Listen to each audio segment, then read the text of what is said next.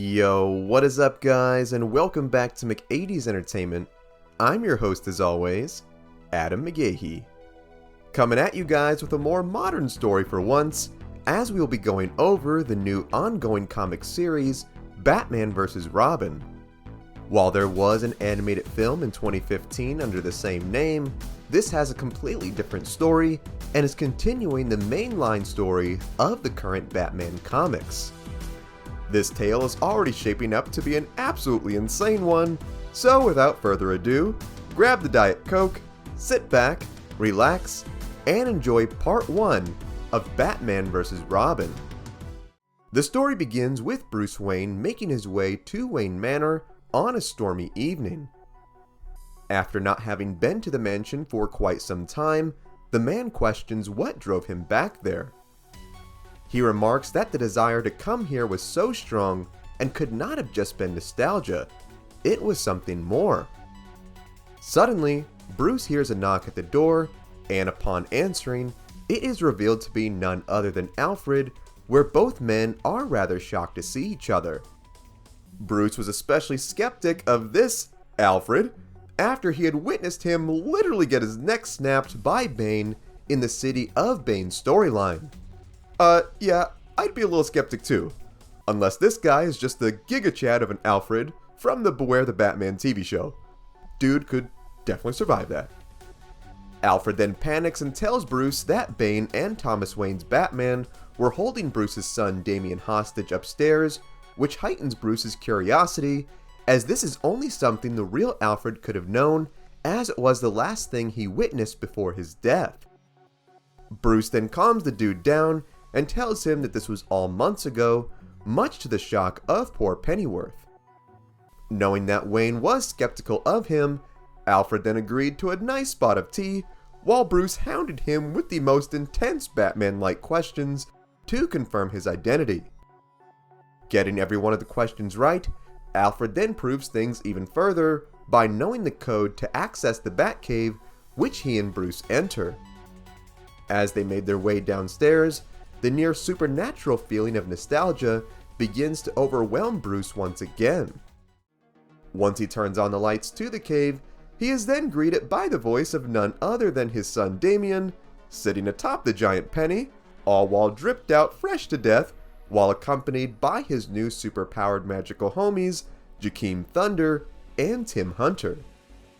Sensing something was very wrong, Bruce told Alfred to stay back, as the boys had not seen him yet. As he went to approach them, the trio became immediately hostile, as Damian had Tim electrify the giant penny, which he then hurled at Bruce, who narrowly avoided it, as it ripped a giant hole in the cave floors. Slipping off into the darkness and into something more comfortable, Bruce then emerged decked out in the Batsuit, telling Damian that this was his house and to stand down. Not knowing what got into his son, the pair engaged in battle as Bruce questioned what kind of force could be controlling him. Suddenly getting snuck attacked by Tim, Batman wasted no time and clocked the kid right in the face, knocking him out cold. Hey, man, woman, or child, Batman does not care. You mess with him, you're getting them hands of justice. We then see Jakeem Thunder reveal his powers, which was an ancient genie summoned from a magical pen who would obey his every command. The duo then used their magic to bring Batman's T-Rex in the cave to life, which they then rode like a giant horse, and then used it to attack the Dark Knight. Leading the dino away, Batman then disposed of the Aladdin wannabe with some good old knockout gas. Works every time. Using some magic of his own, Damian then used it to bring the old Batman and Robin suits to life in the cave, which he then summoned to beat the hero, where he proclaimed that he was here to kill him. The young Damian is then met by a familiar voice, which is then revealed to be Alfred, who told him that whatever magic he was using to get revenge on Bruce seems to have brought him back to life as well. Going to embrace the boy, the vengeance-driven lad then revealed he did not believe this farce, and went to kill Alfred once again, only to be tackled by Batman, who told him to stop. Proclaiming that magic was quite annoying to deal with, Bruce told Pennyworth that they needed to retreat so they could formulate a plan. As they made their way deeper into the cave, they are then assaulted once again by the lightning of Tim Hunter. Come on, Bruce, you could have knocked out the kid a little harder. Channel that Anakin Skywalker youngling energy, Nearly running off a cliff, Batman saves Alfred, only to be cornered by Damian, who truly displayed that he was not playing around and that he wanted Batman dead by whipping out the Glock and telling him that Batman's life was going to end just as it began. He then fired several rounds into Bruce's chest, sending he and Alfred both tumbling into the cave depths. Before they hit the bottom, Batman was able to grab a nearby ladder, where he and Pennyworth made their way into one of the Batboats as they made their escape.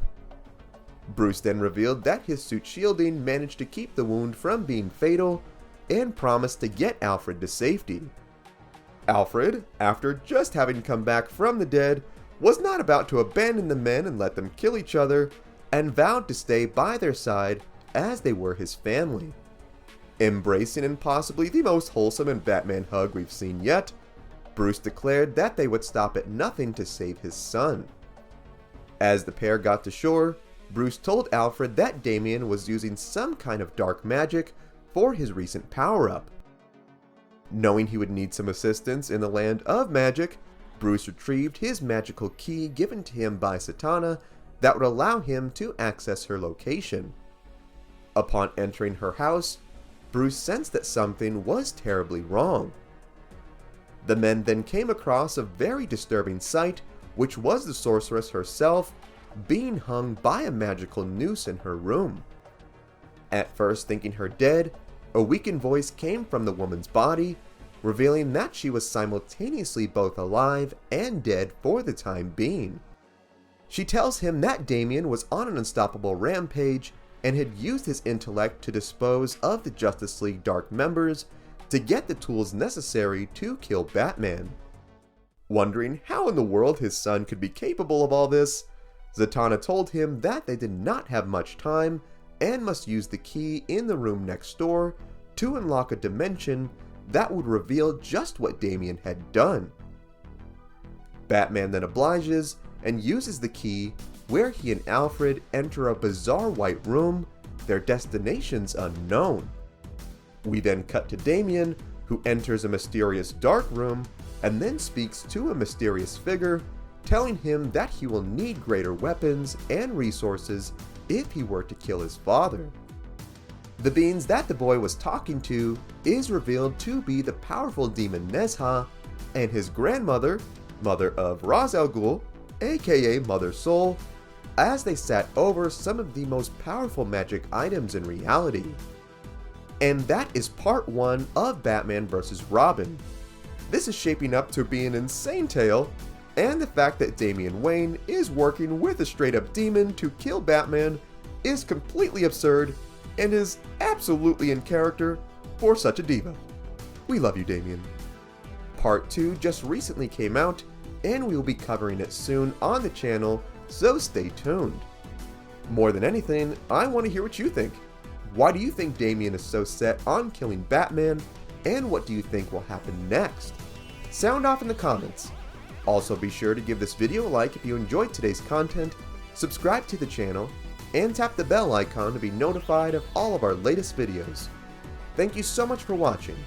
If you enjoyed the music in this video, it was all made by my boy Ognihs. You can check out his Spotify in the link below. You can also check out our Patreon, also in the link below. Thank you so much for watching. Remember, you are awesome and loved. God bless, and I will see you in the next one.